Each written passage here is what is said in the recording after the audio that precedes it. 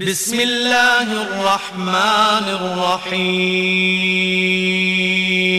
واعتصموا بحبل اللہ جميعا ولا تفرقوا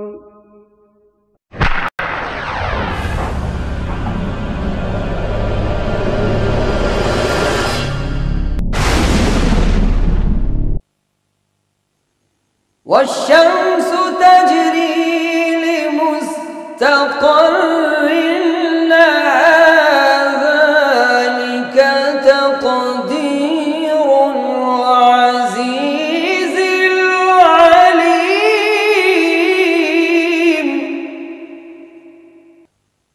والقمر قدرناه منازل حتى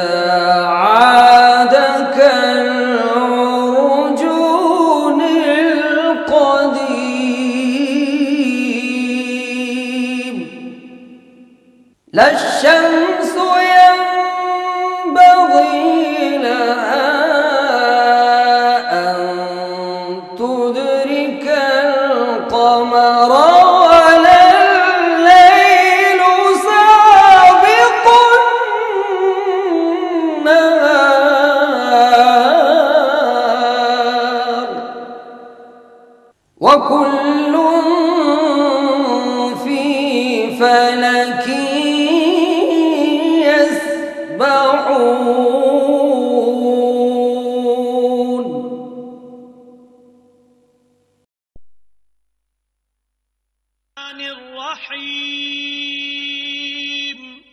شروع اللہ کے نام سے جو بڑا مہربان نہایت رحم والا ہے۔ طاسیم میم تلک آیات الکتاب المبین۔ طاسیم میم یہ کتاب روشن کی آیتیں ہیں۔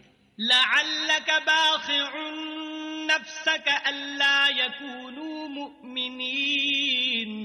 اے پیغمبر صلی اللہ علیہ وآلہ وسلم شاید تم اس رنج سے کہ یہ لوگ ایمان نہیں لاتے اپنے تئیں ہلاک کر دو گے۔ ان نشأ ننزل علیہم من السماء آیۃ فظلت اعناقهم لها خاضعین۔ اگر ہم چاہیں تو ان پر آسمان سے نشانی اتار دیں پھر ان کی گردنیں اس کے آگے جھک جائیں۔ وما یأتیہم من ذکر من الرحمن محدث الا كانوا عنہ معرضین۔ اور ان کے پاس خدائے رحمان کی طرف سے کوئی نئی نصیحت نہیں آتی مگر اس سے منہ پھیر لیتے ہیں۔ فقد كذبوا فسيأتيهم أنباء ما كانوا به يستهزئون۔ سو یہ تو جھٹلا چکے اب ان کو اس چیز کی حقیقت معلوم ہوگی جس کی ہنسی اڑاتے تھے۔ اولم يروا الى الارض كم انبتنا فيها۔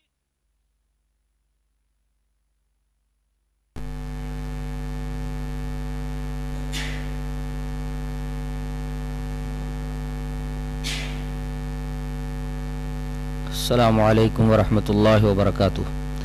ان الحمد للہ نحمده ونستعینه ونستغفره ونعوذ باللہ من شرور انفسنا ومن سیئات اعمالنا من يهده الله فلا مضل له ومن يضلل فلا هادي له واشهد ان لا اله الا الله وحده لا شريك له واشهد ان محمدا عبده ورسوله۔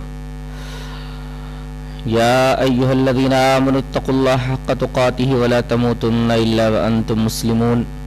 يا أيها الناس اتقوا ربكم الذي خلقكم من نفس واحدة وخلق منها زوجها وبث منهما رجالا كثيرا ونساء واتقوا الله الذي تساءلون به والأرحام إن الله كان عليكم رقيبا۔ يا أيها الذين آمنوا اتقوا الله وقولوا قولا سديدا يصلح لكم أعمالكم ويغفر لكم ذنوبكم ومن يطع الله ورسوله فقد فاز فوزا عظيما۔ اما بعد اعوذ بالله من الشيطان الرجيم بسم الله الرحمن الرحيم۔ وهو الذي خلق من الماء بشرا فجعله نسبا وصهرا وكان ربك قديرا. حضرات علماء کرام، محترم بزرگوں، نوجوان بھائیوں، پیارے بچوں، پردہ نشین ماں اور بہنوں،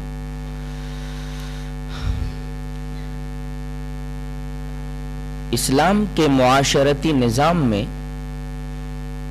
خاندان کو بہت ہی زیادہ اہمیت حاصل ہے.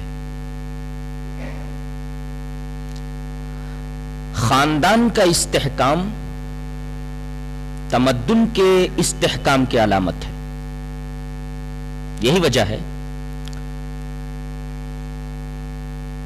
کہ اسلام کے نصاب حیات یعنی قرآن و حدیث میں خاندان کی تشکیل اور تعمیر کے تعلق سے بڑی واضح ہدایات ملتی ہیں.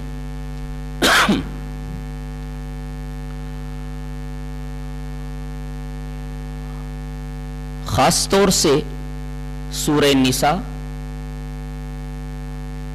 سورہ نور اور اس کے بعد بہت ساری احادیث شریفہ اس موضوع کی نمائندگی کرتی ہیں.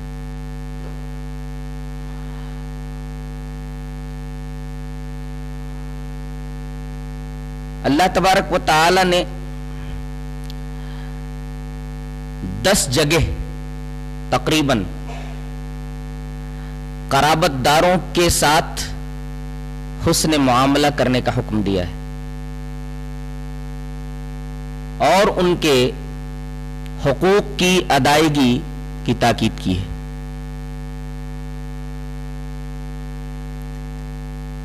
غور کیجئے تو ایک رشتہ نسبی ہوتا ہے اور ایک رشتہ سسرالی ہوتا ہے.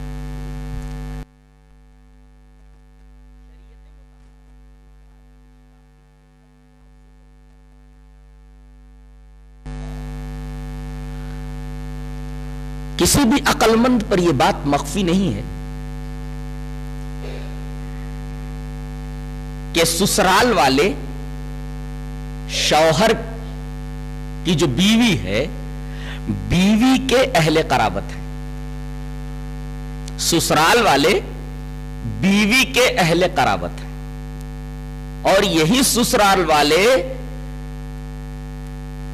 شوہر کے بچوں کے ننیحالی رشتہ دار ہیں.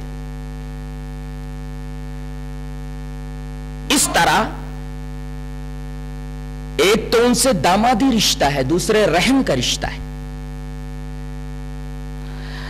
مسلم شریف کی ایک روایت ہے کہ نبی کریم صلی اللہ علیہ وسلم نے یہ ارشاد فرمایا کہ ان قریب تم ایک ملک فتح کرو گے. اشارہ تھا مصر کی طرف. ان قریب تم ایک ملک فتح کرو گے یعنی مصر کو فتح کرو گے. علامت یہ بتائی کہ جہاں قیرات کا رواج ہوگا، جہاں سکہ جو ہوتا ہے وہ قیرات ہوگا، وہاں قیرات کا رواج ہوگا اور اس وقت قیرات کا رواج مصر میں تھا. جب تم ان کے اوپر فتح یاب ہو جانا تو ان کے ساتھ بھلائی کرنا، اس لیے کہ تمہارا ان کے ساتھ دامادی رشتہ بھی ہے اور رحم کا رشتہ بھی ہے. یہ تو مسلم کی روایت ہے. طبرانی میں تفصیل ہے. پہلے یہ جان لیں کہ حضرت اسماعیل علیہ السلام کی والدہ محترمہ حضرت ہاجرہ جو صفا سے مروہ، مروہ سے صفا کی طرف دوڑی تھی اور اللہ تعالی نے اس کو شاعر میں سے بنا دیا. حاجی اور عمرہ کرنے والے کے لیے صحیح بین الصفا والمروہ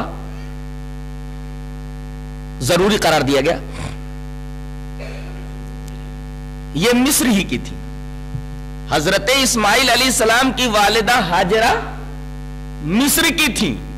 اسی طرح آپ صلی اللہ علیہ وسلم کے بیٹے ابراہیم کی والدہ ماریا قبطیہ یہ بھی مصر ہی کی تھی. تو جب فاتح مصر حضرت عمر ابن عاص رضی اللہ تعالی عنہ نے مصر کو فتح کیا تو پادریوں سے آپ نے یہ کہا کہ ہمارے رسول نے آپ لوگوں کے ساتھ بھلائی کرنے کا حکم دیا ہے، اس لیے کہ آپ سے ہمارا رحم کا تعلق ہے۔ یہ بات سن کر کے سارے پادری بول اٹھے کہ اتنی دور کی رشتہ داری کا پاس و لحاظ ایک نبی کے علاوہ کوئی نہیں کر سکتا۔ یہ بات جس نے بھی کہی ہے وہ یقیناً نبی ہوگا۔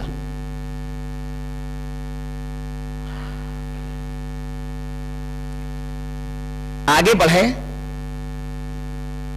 سیرت کا مطالعہ کریں تو آپ پر یہ بات واضح ہو جائے گی کہ دعوت اللہ کی راہ میں، تبلیغ و دعوت کی راہ میں، نبی کریم صلی اللہ علیہ وسلم کی تحریک اور آپ کے مشن کی راہ میں مالی، بدنی، ہر طریقے کی قربانیاں سب سے زیادہ آپ کے سسرال والوں نے دیا ہے۔ حضرت خدیجہ الکبریٰ جو کہ آپ کی بیوی ہے، اسلام کے راستے میں آپ کی قربانیاں کسی بھی صاحب علم کے اوپر مخفی نہیں ہیں۔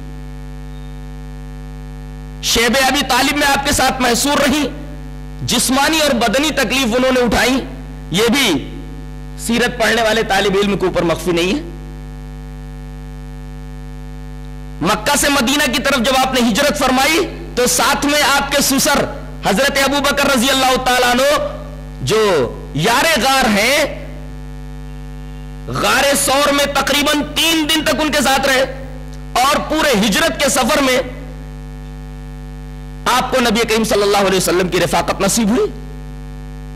جب کسی زہریلے جانور نے حضرت ابو بکر صدیق رضی اللہ تعالیٰ عنہ کو کاٹ لیا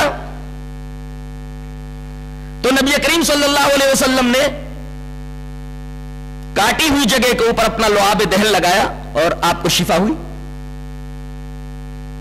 حضرت ابو بکر رضی اللہ تعالیٰ عنہ نے نظر اٹھا کر کے جب دیکھا تو آپ کو یہ پتا چلا کہ قدموں کے نشانات کا تتبع کرتے ہوئے جواسیس یہاں تک پہنچ چکے ہیں۔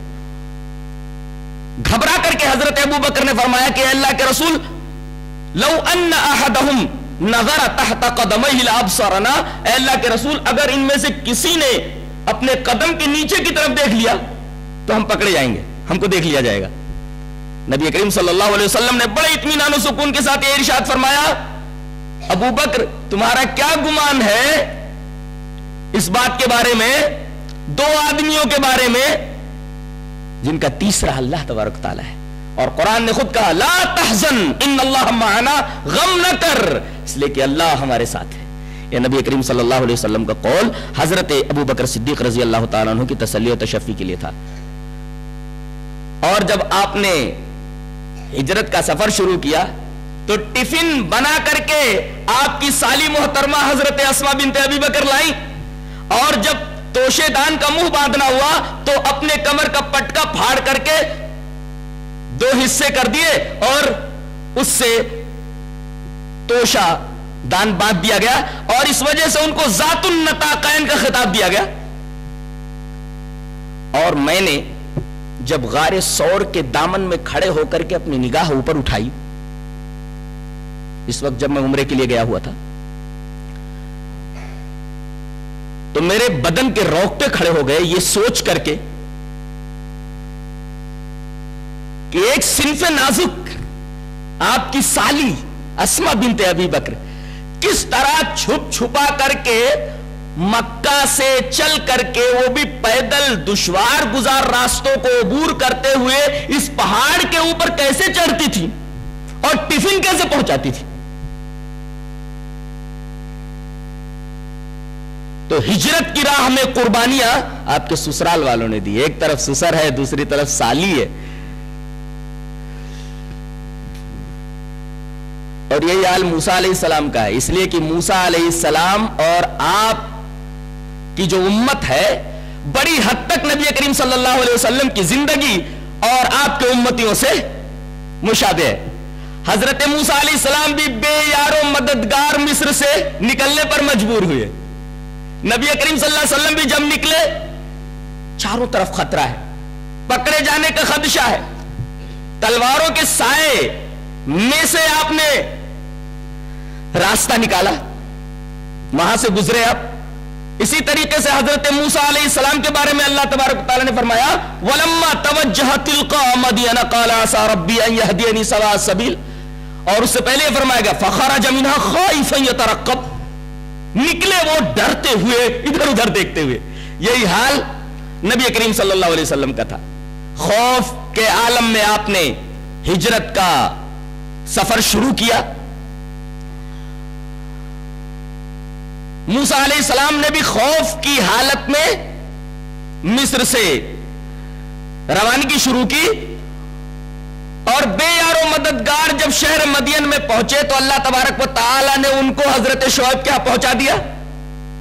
حضرت شعیب نے اپنی بیٹی سے ان کا نکاح فرمایا، وہاں ان کو لڑکی بھی مل گئی، بیوی بھی مل گئی، اور دوسرے پیٹ بھرنے کا، رزق کا ذریعہ بھی اللہ تبارک و تعالی نے دے دیا. تو حضرت موسیٰ علیہ السلام جب بے یار و مددگار تھے اس وقت ان کے سسرال کے لوگوں نے ان کا ساتھ دیا. حضرت عثمان غنی رضی اللہ تعالیٰ عنہ آپ کے داماد ہیں. آپ کی مالی قربانیاں سیرت کا ہر طالب علم جانتا ہے کہ اللہ کے راستے میں انہوں نے کتنا مال خرچ کیا ہے.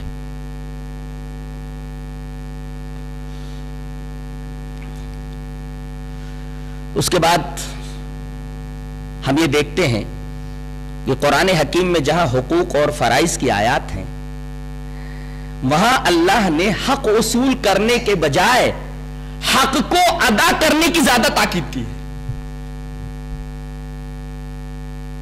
کہ کسی کے اوپر تمہارا حق ہو تو اسے وصول کر لو، طریقہ کچھ بھی ہو، بلکہ حقوق کو وصول کرنے کے بجائے حقوق کی ادائیگی کا حکم دیا ہے. فرمایا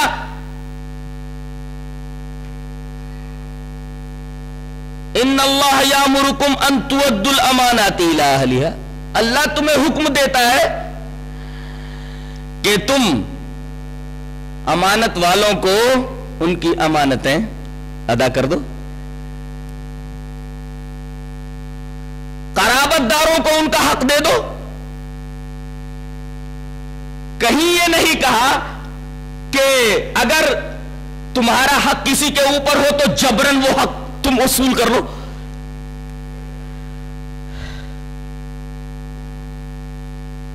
تو جب حقوق کی ادائیگی کی تاکید کی گئی ہے تو ضروری ہو جاتا ہے کہ ہم نسبی رشتوں کی بھی حفاظت کریں، اور جو لوگ نسبی رشتوں سے ہم سے جڑے ہوئے ہیں ان کے حقوق کا خیال رکھیں، اور سسرالی رشتے سے جو لوگ ہم سے جڑے ہوئے ہیں ان کے بھی حقوق کا ہم خیال رکھیں، ان کے بھی حقوق کا پاس و لحاظ کریں.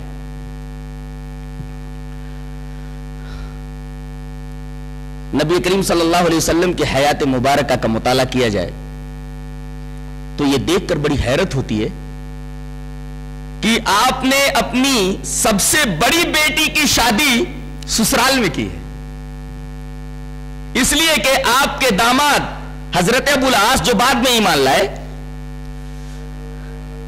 وہ حضرت خدیجۃ الکبریٰ کی بہن کے بیٹے ہیں، یعنی آپ کی سالی کے بیٹے ہیں.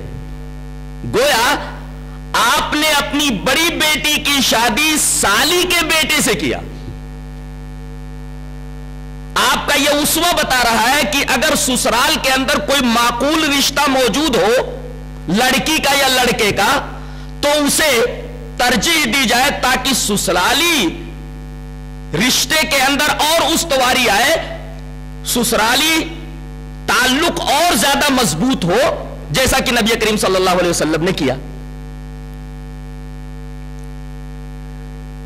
جب آپ کے اوپر پہلی وحی اتری اور آپ گھبرا گئے اور آپ کو ایسا لگا جیسے آپ ضائع ہو جائیں گے، تو آپ کی تسلی اور تشفی کے لیے حضرت خدیجۃ الکبریٰ نے سب سے پہلے حضرت ورقہ ابن نوفل سے مشورہ کیا اور آپ کو حضرت ورقہ ابن نوفل کے پاس لے گئی، جو رشتے میں حضرت خدیجہ الکبریٰ رضی اللہ تعالی عنہ کے چچیرے بھائی ہوتے ہیں۔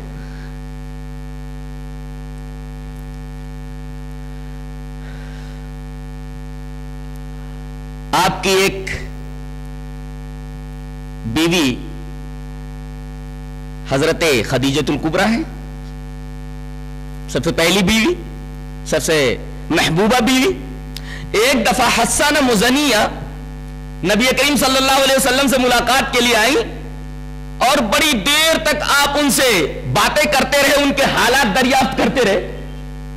جب حسانہ مزنیہ چلی گئی، مزنی قبیلے سے تھی، قبیلے مزن سے تھی، وہ مزنیہ قبیلے سے تھی، نام حسانہ تھا۔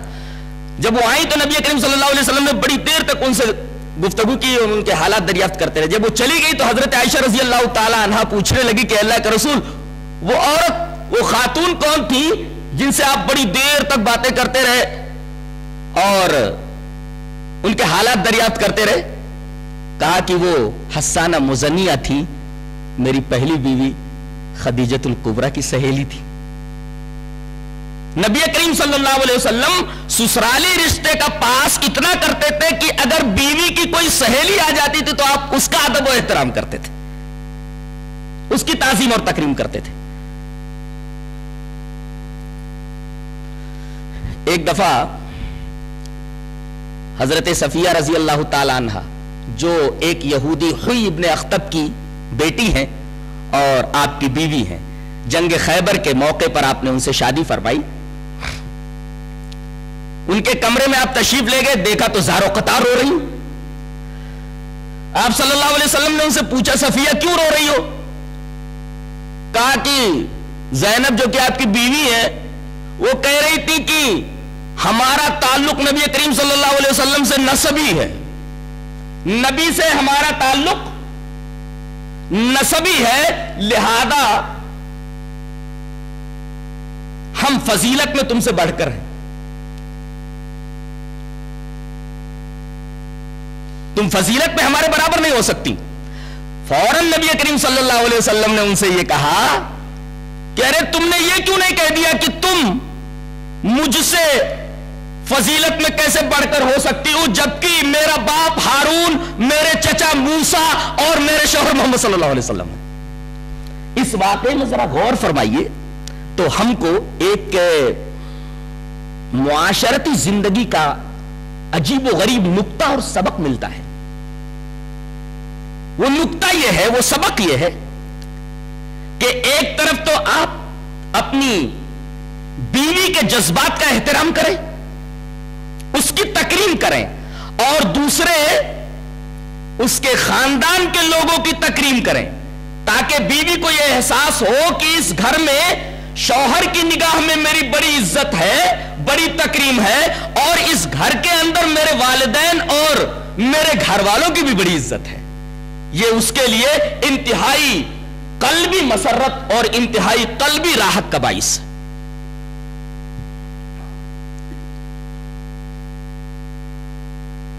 کہ آپ نے خود ان کی تکریم فرمائی کہ تم سے فضیلت میں بڑھ کر کے وہ کیسے ہو سکتی ہے، اور دوسرے آپ کے خاندان والوں کی آپ نے تکریم فرمائی کہ تمہارا باپ ہارون، تمہارے چچا موسیٰ، یعنی باپ کی بھی تکریم فرما رہے ہیں آپ، چچا کی بھی تکریم فرما رہے ہیں آپ۔ اس سے ہمیں یہ سبق ملتا ہے کہ ہم سسرالی رشتے سے جو ہم لوگوں سے منسلک ہیں، ہم سے منسلک ہیں، ان کا ادب و احترام کریں۔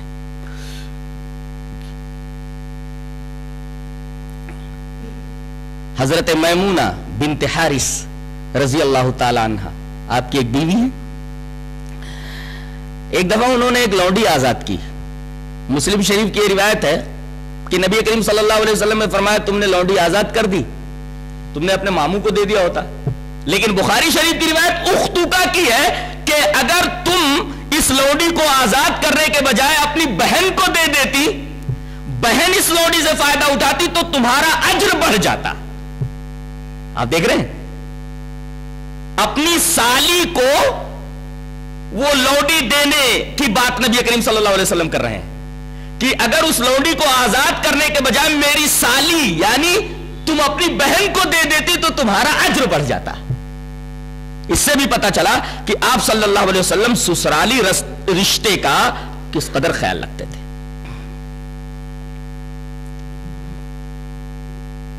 حضرت جویریہ بنت حارث یہ نبی کریم صلی اللہ علیہ وسلم کی ایک زوجہ محترمہ ہے.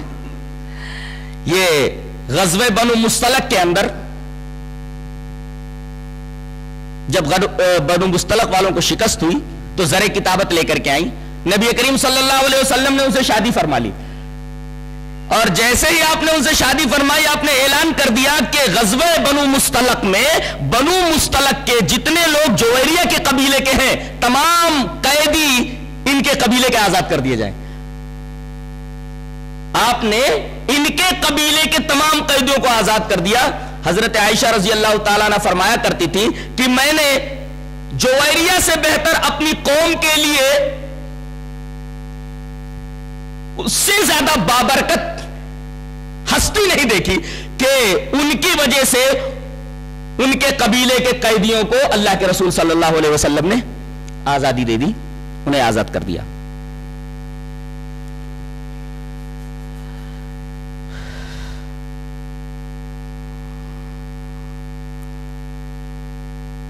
یہ تو تھا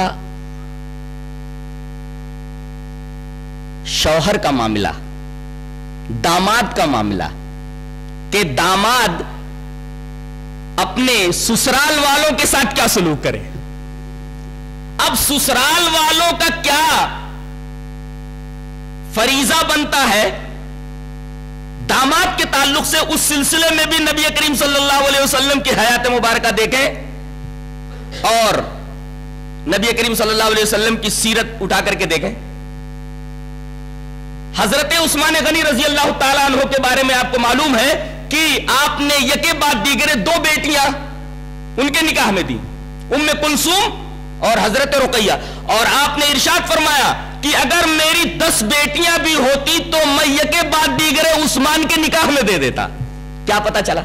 پتا یہ چلا کہ حضرت عثمان غنی رضی اللہ تعالیٰ عنہ اپنی بیویوں کے تعلق سے بہت ہی عظیم ہستی تھے.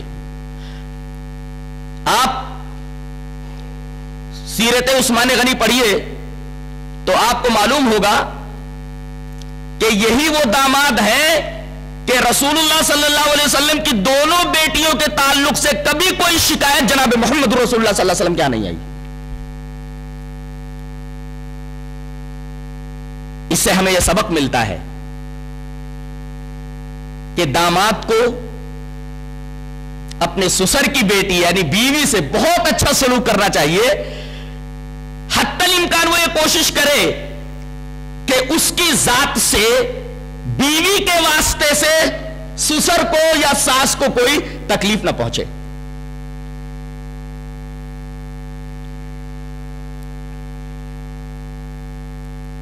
ایک داماد کو اس طریقے سے ہونا چاہیے. حضرت علی رضی اللہ تعالیٰ عنہ سے ایک مرتبہ حضرت فاطمہ کو رنجش ہو گئی, آئی کہنے لگی کہ اللہ کے رسول مجھے علی سے یہ شکایت ہے. آپ نے پہلے ان کو سمجھایا بجھایا, کہا کہ دیکھو اپنے شوہر کی اطاعت کرو اور چلو جاؤ گھر چلی جاؤ. اس سے ہمیں یہ سبق ملا کہ اگر بچی آ کر کے اپنے سسر سے, اپنے بھائیوں, اپنے باپ سے یا اسی طریقے سے اپنی ماں سے, شوہر کے سسر یا ساس سے, سالی سے یعنی اپنی بہن سے, بھائیوں سے یعنی سالے سے آ کر کے کوئی بات اگر کہے, شوہر کی شکایت کرے, گھر والوں کی شکایت کرے, تو اس کی شکایت کا ایکشن نہ لیتے ہوئے, اس کی شکایت پر کان نہ دھرتے ہوئے فوراً اس کو واپس کر دینا چاہیے. اگر معاملہ بہت زیادہ سیریس ہو گیا ہے تو بیٹھ کر کے اس کو سنجیدگی سے حل کر لیا جائے. جیسے نبی کریم صلی اللہ علیہ وسلم کے پاس حضرت فاطمہ علی کی شکایت لے کر کے آئی تو نبی کریم صلی اللہ علیہ وسلم نے یہ تاکید کی کہ تمہیں میرے شوہر کی اطاعت کرنی چاہیے اور چلو جاؤ, تم اپنے گھر چلی جاؤ. میاں بیوی کے درمیان بگاڑ کا اور ماحول کی خرابی کا ایک سبب سسرال والے بھی ہوتے ہیں. جا کر کے لڑکی نے اپنے بھائی سے کچھ کہہ دیا تو داماد کی بات سنے بغیر اس شوہر کی بات سنے بغیر بھائی ایکشن لے لیتے ہیں اور داماد کی مخالفت کرنے پر آمادہ ہو جاتے ہیں اور اپنی بہن بیٹی کی حمایت میں کھڑے ہو جاتے ہیں. اس سے شوہر اور بیوی کے درمیان جو تعلقات رہتے ہیں مزید خراب ہو جاتے ہیں. تو کبھی کبھی سسرال کے لوگ بھی میاں بیوی کے درمیان تعلقات کی خرابی کا محرک بنتے ہیں, سبب بنتے ہیں. یہ تعلق بڑا ہی نازک اور بڑا ہی لطیف ہوتا ہے, اس کو بہت قاعدے سے ہینڈل کرنے کی ضرورت ہے, چاہے وہ شوہر کے گھر والے ہوں چاہے وہ سسرال کے لوگ ہوں. بہت ہی سنجیدگی کے ساتھ اس ماحول کو انہیں برقرار رکھنا ہے, نہیں تو ماحول کبھی بھی بگڑ سکتا ہے اور معاملہ کبھی بھی سیریس ہو سکتا ہے.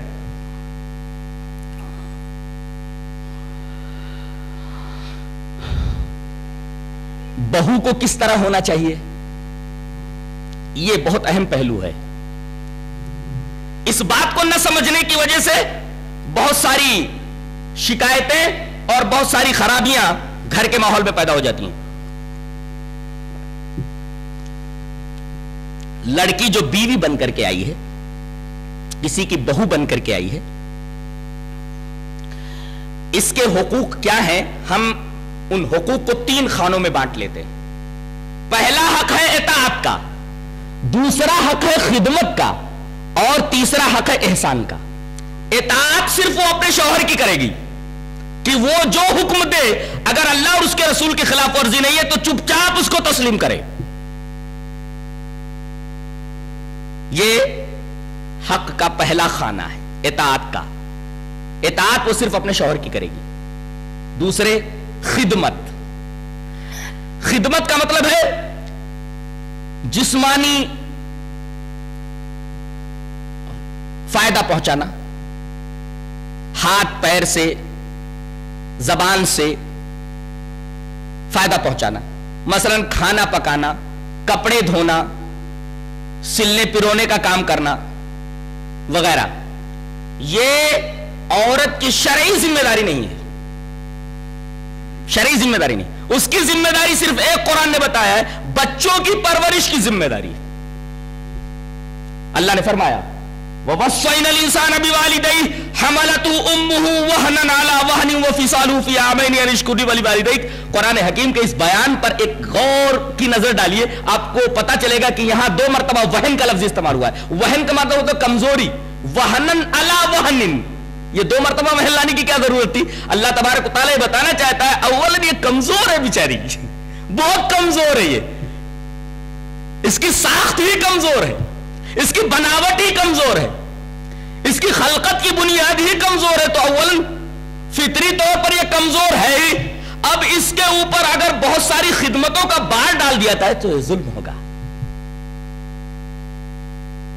فطری طور پر تو یہ کمزور ہے ہی, لہذا اس کے اوپر صرف خدمت کا ایک ہی بار ڈالا جائے, وہ ہے بچوں کی پرورش کا. اب دیکھیے, ایک تو فطری طور پر یہ کمزور ہے, دوسرے 9 مہینے تک تھک تھک کر کے بچے کو اپنے پیٹ میں اٹھاتی ہے, ایک تکلیف وہ جھیلتی ہے کمزور ہونے کے باوجود, دوسری کمزوری, اور پھر بچے کی پیدائش کی تکلیف برداشت کرتی ہے, کمزور ہو جاتی ہے.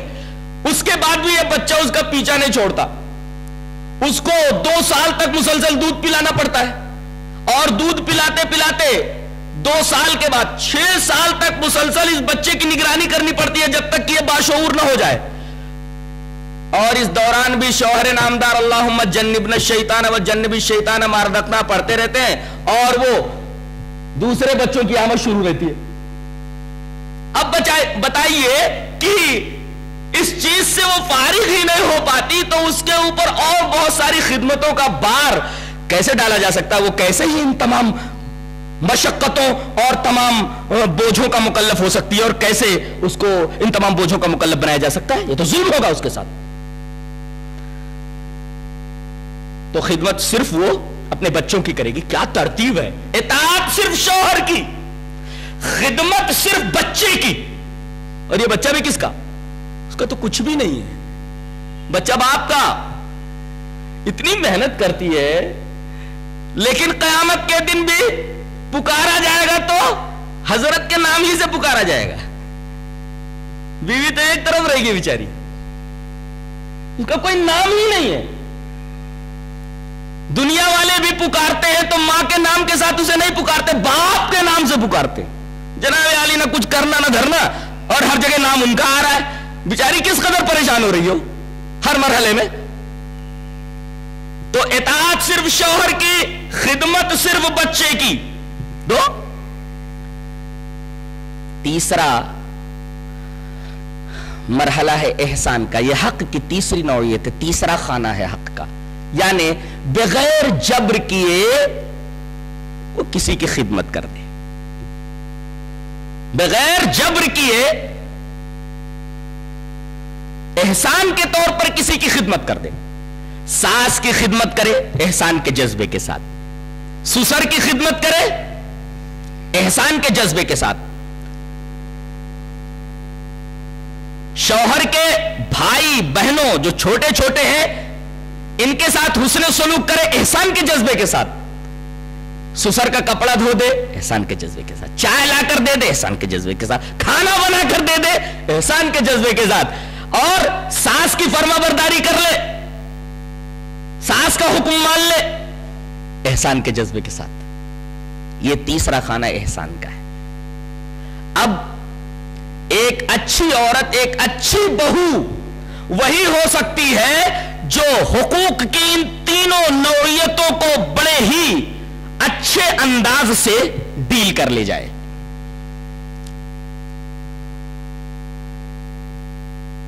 حضرت کبشہ بنت کعب ابن مالک، کعب ابن مالک جانتے ہیں، وہ 3 لوگ جو جنگ تبوک سے پیچھے رہ گئے تھے اور جن کے بارے میں بڑی سخت وعید آئی تھی اور تقریباً 50 دنوں کے بعد ان کی توبہ قبول ہوئی تھی. مرارہ ابن ربیہ، ہلال ابن امیہ، مرارہ ابن ربی، ہلال ابن امیہ اور کعب ابن مالک ان کی بیٹی ہیں. حضرت کعب ابن مالک کی بیٹی ہے کبشہ بنت کعب ابن مالک.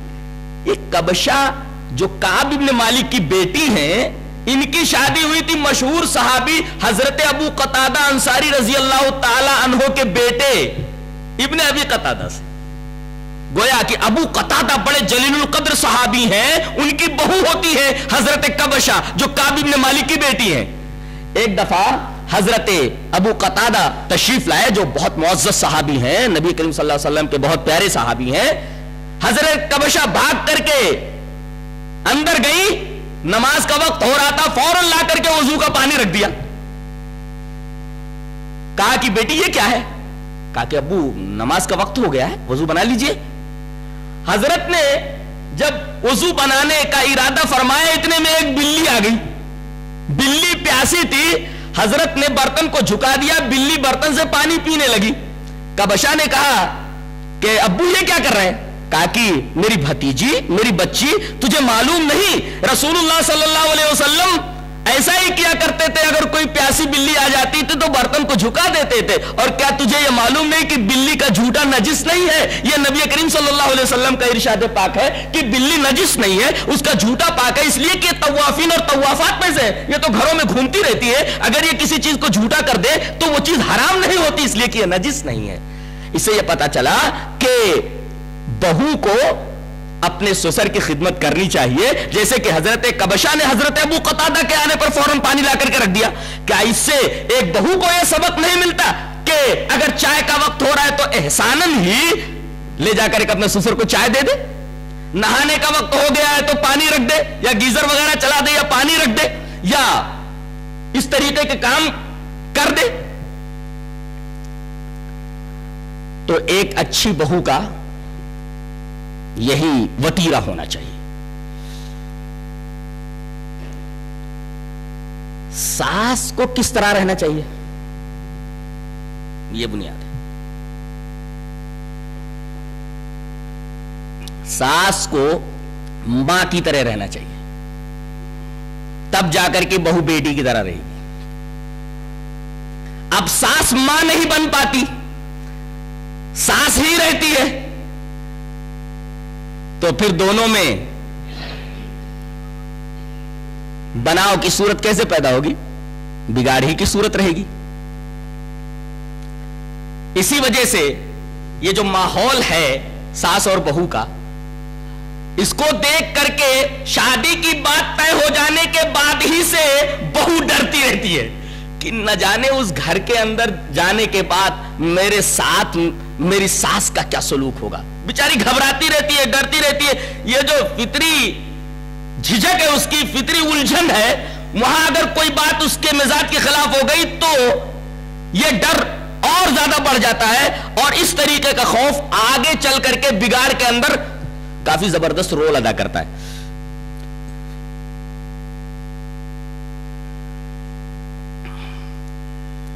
بہو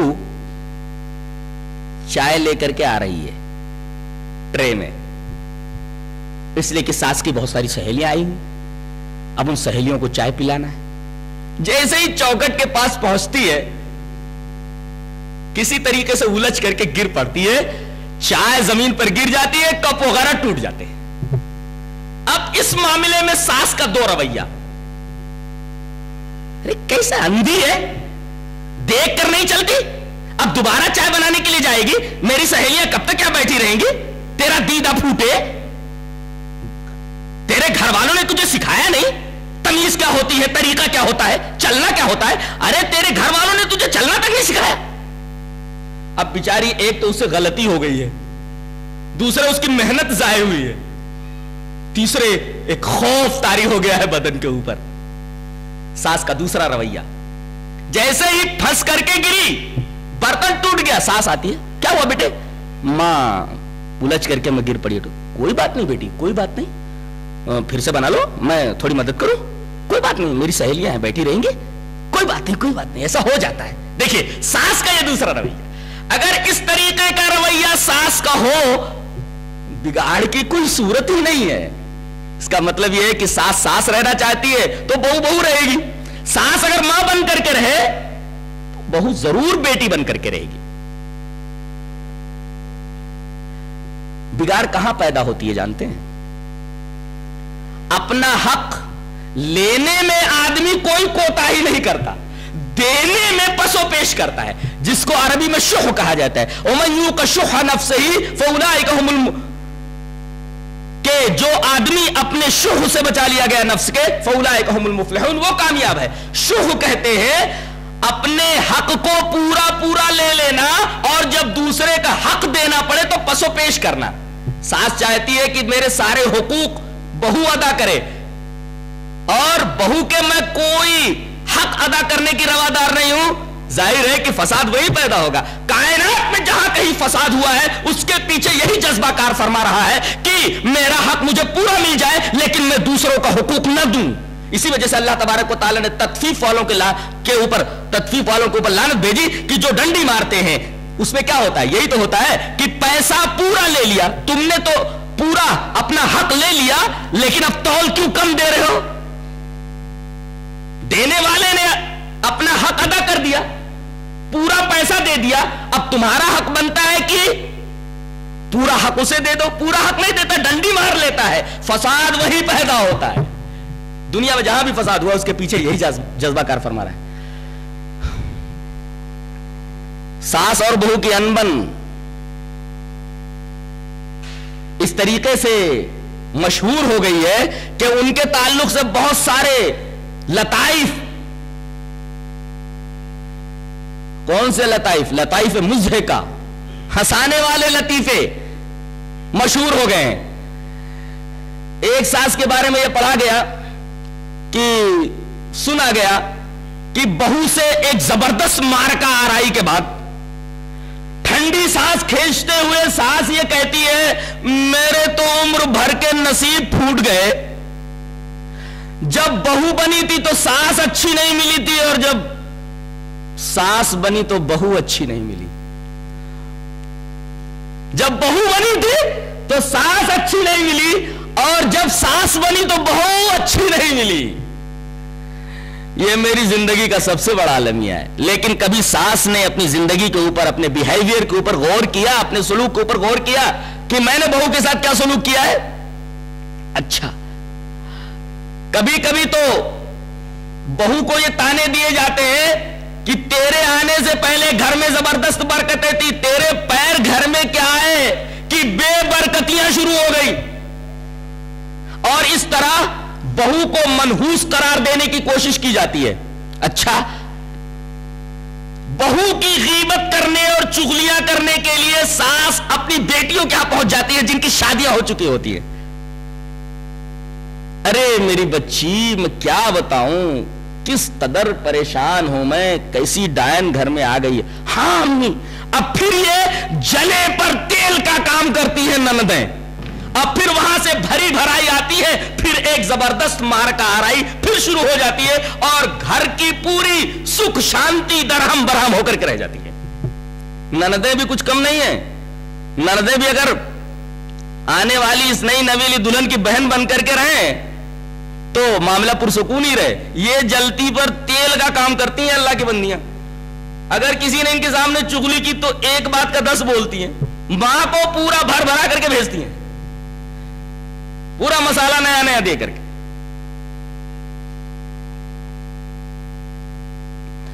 اور ان دو نایوں کے درمیان میں، ان دو کشتیوں کے درمیان میں یہ شوہر نامدار جو ہے، یہ بہت برا حال ان کا ہو جاتا ہے. اب کیا حال ہوتا ہے دو کشتیوں پر قدم رکھنے والے کا؟ اہل علم اور اہل شعور کے اوپر بات مخفی نہیں ہے. اگر بیوی کی حمایت کریں تو ماں ناراض ہو جاتی ہے، اور بیٹا ماں کے شرعی مقام اور ماں کے شرعی حقوق سے اچھی طرح واقف ہے. وہ جانتا ہے کہ جنت یہی ہے، ماں کے قدموں کے نیچے اگر کچھ بولتا ہوں تو جنت ہاتھ سے جاتی ہے. اور اگر ماں کی حمایت کرتے ہیں تو نئی نویلی جو دلہن آئی ہوئی ہے، نئی نئی وابستگی ہوئی ہے، اور نئے نئے لطف کا جو احساس ہوا ہے، اس احساس کو برطرف کرنا پڑتا ہے. اس سے کون ہاتھ دھلے؟ اب یہ بیچ بیچ میں بیچارہ پس کر کے رہ جاتا ہے. نہ پائے رفتن نہ جائے مادن، کہ نہ تو پیر رکھنے کی جگہ ہے نہ بھاگنے کی جگہ ہے. چکی کے دو پاٹوں کے درمیان پس کر رہ جاتا ہے. جن لوگوں کو اچھی تعلیم ان کے ماں باپ نے نہیں دی ہوتی ہے، ماں سے الجھ پڑتے ہیں، جنت کہاں کی دوزخ کہاں کی. ایک صاحب نے آ کر کے شکایت کی کہ مولانا بیوی کو کئی بار میں آپ کے درس میں لانے کی کوشش کر چکا ہوں لیکن نہیں آئی، بڑی نافرمان ہے. بولتا ہوں الف تو کرتی ہے بے. میں نے ایک دفعہ اسے جہنم سے ڈرایا آپ کے کہنے کے مطابق. میں نے کہا جہنم سے ڈرائیے.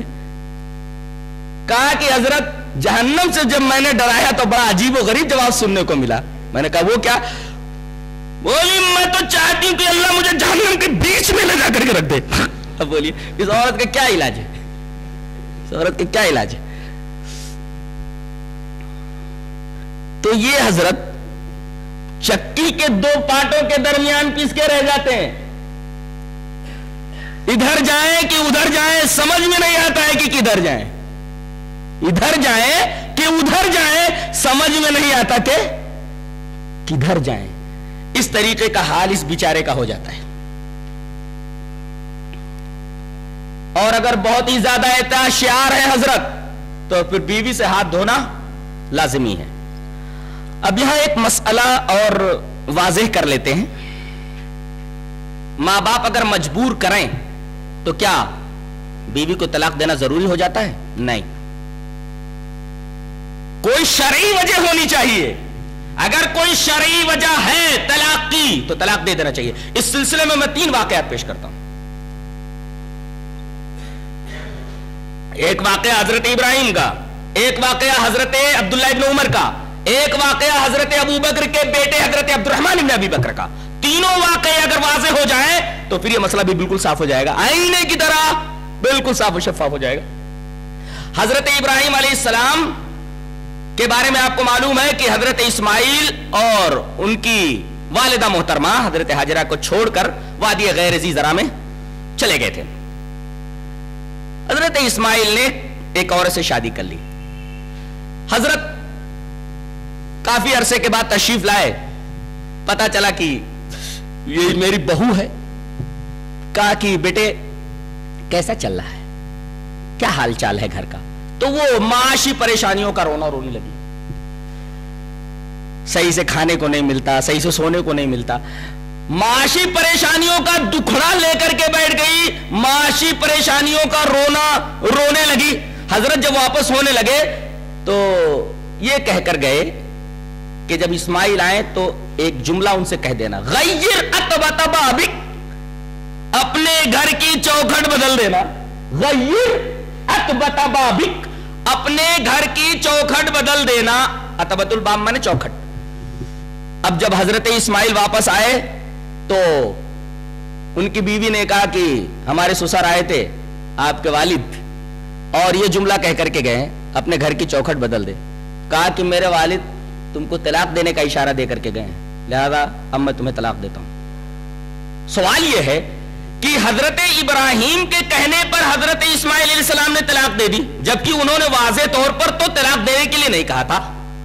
جواب اس کا یہ ہے کہ حضرت ابراہیم علیہ السلام کو ایک عظیم الشان نسل کا, ایک عظیم الشان امت کا جد امجد بننا تھا, اور ایک عظیم الشان امت کا جد امجد بننے کے لیے ایک عظیم الشان بہو کی ضرورت تھی.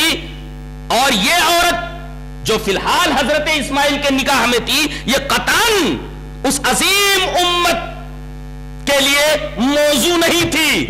لہذا چونکہ اس کا اثر ڈائریکٹ شریعت کے اوپر پڑ رہا تھا, اسی وجہ سے حضرت ابراہیم علیہ السلام نے طلاق دینے کا حکم دیا, اور حضرت اسماعیل جیسے وفا شعار بیٹے نے اس کو گہرائی سے سمجھا, گہرائی سے لیا اور فوراً طلاق دے دی. آگے بڑھیے. حضرت عمر رضی اللہ تعالیٰ عنہ نے ابن عمر جیسے متشرع, یہ لفظ اس وجہ سے استعمال کر رہا ہوں کہ یہی لفظ میرے استدلال کا مدار ہے, کہ حضرت عمر نے کہا اپنی بیوی کو طلاق دے دے. حضرت ابن عمر رضی اللہ تعالیٰ عنہ نے باپ کے حکم کی تعمیل کرتے ہوئے اپنی بیوی کو طلاق دے دی. علت ہم نے جاننی چاہیے کہ بھائی علت کیا تھی. اگر بلا وجہ اپنی بہو کو طلاق دینے کا حکم دے رہے ہیں تو لازم آتا ہے کہ جن کے بارے میں اللہ نے رحماء بینہم کہا ہے وہ ایسا کیسے کر سکتا ہے. حضرت عمر رضی اللہ تعالیٰ عنہ کے بارے میں تو کیا, تمام صحابہ کرام کے بارے میں اللہ تبارک تعالیٰ نے فرمایا تو کفار کے اوپر سخت ہے, لیکن آپس میں تو رحیم ہے. تو یہ تو صحابہ کرام کے رحمت کے خلاف ہے کہ بلا وجہ بہو کے بارے میں کہے اپنے بیٹے سے کہ اس کو طلاق دے دے. کوئی وجہ تو ہونی چاہیے. لہذا علت کا جب پتہ لگایا گیا تو علت یہ معلوم ہوئی کہ حضرت اس خوبصورت بیوی کی وجہ سے مسبوق ہو جاتے تھے نماز میں دیر سے پہنچتے تھے. اور آپ کو یہ اچھی طرح معلوم ہے کہ حضرت ابن عمر بہت ہی متشرع تھے, نبی کریم صلی اللہ علیہ وسلم کی سنتوں پر حد درجہ عمل کرنے والے. کہیں آپ اتفاقاً عادتاً کہیں پیشاب کے لیے بیٹھ گئے, استنجا کے لیے بیٹھ گئے, تو حضرت ابن عمر رضی اللہ تعالیٰ عنہ وہاں اگر پیشاب نہیں بھی کرنا ہوتا تھا, استنجا نہیں بھی کرنا ہوتا تھا, وہاں بیٹھ جاتے تھے اور یہ سمجھتے تھے کہ یہاں بیٹھنا سنت کی ادائیگی ہے, یہاں میرا نبی بیٹھا تھا. اس طرح انہیں سنتوں سے محبت تھی. حضرت عمر نے دیکھا کہ یہ اتنا متشرع ہے میرا بیٹا, نماز میں ابھی مسبوق ہو رہا ہے, کہیں آگے چل کر کے یہ اس کی شریعت کے لیے, اس کے دین کے لیے یہ عورت فتنہ نہ بن جائے. لہذا چونکہ اس عورت کے عادات و اطوار شریعت کے اوپر اثر انداز ہو رہے تھے, حضرت عمر جیسے دور رس شخص نے, دور رس خلیفہ نے حکم دے دیا کہ اس عورت کو فوراً طلاق دے دو تاکہ تمہاری شریعت کے اوپر, تمہاری دین کے اوپر تمہارے اثر نہ پڑے. اس وجہ سے حضرت عمر رضی اللہ تعالیٰ عنہ طلاق دینے کا حکم دیا. حضرت ابو بکر رضی اللہ تعالیٰ عنہ نے اپنے بیٹے کو طلاق دینے کے لیے کیوں کہا ان کی بیوی کو؟ اس کی وجہ کتاب کے اندر یہ لکھی ہوئی ہے کہ حضرت بیوی کی محبت کو جہاد سے بڑھ کر سمجھتے تھے اپنے عمل سے. جی, بیوی کی محبت مقدم ہو گئی تھی جہاد کے اوپر, جبکہ قرآن میں یہ ہے کہ اگر تمہارے باپ, تمہارے بیٹے, تمہارے آبا و اجداد, تمہاری بیویاں, تمہارے شوہر, تمہارے مال, تمہارے خاندان, تمہاری بلڈنگیں, یہ سب کی سب جن سے تم محبت کرتے ہو, اگر یہ اللہ اور اس کے رسول سے زیادہ محبوب ہو جائیں اور جہاد فی سبیل اللہ سے زیادہ محبوب ہو جائیں تو انتظار کرو اللہ تبارک تعالیٰ کے امر کا. تو بیوی کی محبت کو مقدم سمجھنے لگے تھے جہاد پر.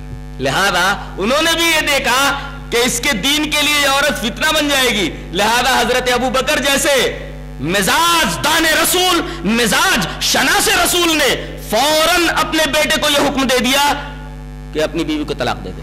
پتہ یہ چلا کہ اگر بیٹے کے شریعت کے اوپر کوئی اثر پڑ رہا ہے بیوی کے، بہو کے عادات و اطوار کی وجہ سے، تو ایسی بیوی کے بارے میں، ایسی بہو کے بارے میں اصرار کرے ماں باپ کی تو اس کو طلاق دے دے۔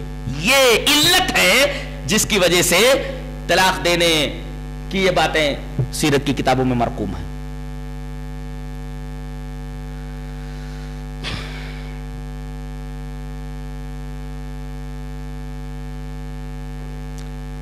بگاڑ کا ایک اور سبب ہے مشترکہ رہائش، میاں بیوی کے درمیان۔ مشترکہ رہائش کا میں مفہوم یہ سمجھتا ہوں کہ جیسے بہن کی شادی ہو گئی، شوہر کے ساتھ گھر میں آ کر کے رہنے لگی۔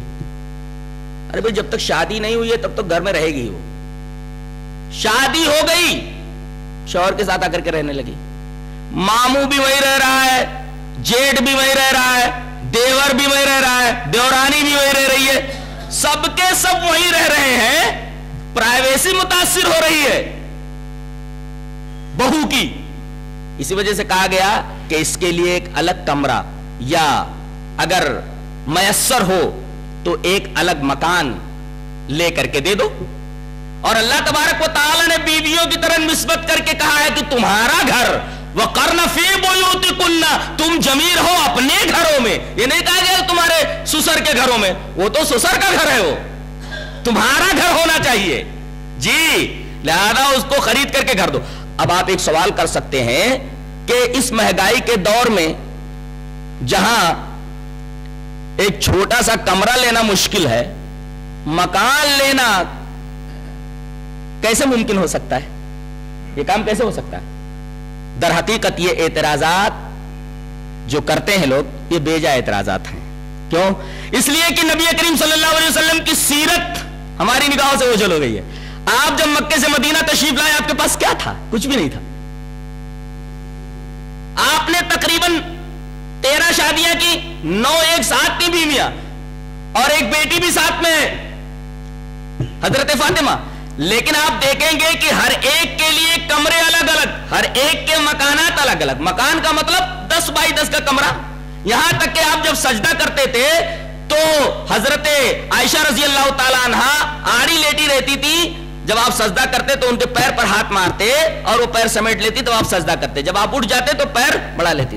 چھوٹا کمرہ 10 بائی 10 کا، بتائیے 10 بائی 10 کا چھوٹا کمرہ، دیواریں مٹی کی، اوپر چھت جو ہے وہ کھجور کے پتوں کی، دروازے کے نام پر ایک پٹ والا یا تو کمزور لکڑی کا دروازہ یا ٹاٹ لٹکا ہوا جسے آپ دروازہ کہہ لیجئے۔ اگر مکان کا یہ تصور ہو تو کسی بھی آدمی کے لیے اس طریقے کا مکان یا اس سے اچھا مکان لینے کی صلاحیت موجود ہے۔ اب مکان کا ہمارے ہاں کیا تصور ہے؟ ایک ہال ہو، ایک بہترین کمرہ ہو، ایک بہترین کچن ہو، ایک مہمان خانہ ہو، ٹی وی لاؤنج ہو، یہ تمام کی تمام چیزیں ہمارے تصور میں رہتی ہیں، اور پورا کا پورا مکان فرنشڈ ہونا چاہیے، آراستہ ہونا چاہیے، سامان آرائش ہر جگہ موجود ہونا چاہیے، بیسن الگ ہونا چاہیے، کھانے کا کمرہ، ڈائننگ روم اور پتہ نہیں کون کون سے روم ہوتے ہیں وہ سب ہونے چاہیے۔ اگر اس طریقے کا مکان آپ کو چاہیے تو پھر زندگی بھر آپ ایک مکان نہیں بنا سکتے، لیکن اگر مکان بنا کر کے اپنی بیویوں کو دینا چاہتے ہیں آپ نبی کے مکان کی طرح، تو یہ کچھ مشکل نہیں ہے تمہارے لیے۔ آپ اس معیار پر رہ کر کے سوچئے تو یہ کچھ مشکل نہیں ہے کہ ایک عورت کو آپ ایک مکان دے دیں اور پھر ماں باپ کو اس کے ساتھ کر لیں۔ جہاں بہت سارے لوگ رہتے ہیں، جہاں پر خلفشار کا امکان ہے، وہاں سے ہٹ جائیے، خلفشار کے امکانات کم ہو جائے۔ یہ ساس بہو کے عنوان پر ایک چھوٹا سا تبصرہ تھا۔ اللہ ہمیں اچھی سمجھ اور اچھے عمل کی توفیق عطا فرمائے۔ وآخر دعوانا الحمدللہ رب العالمین۔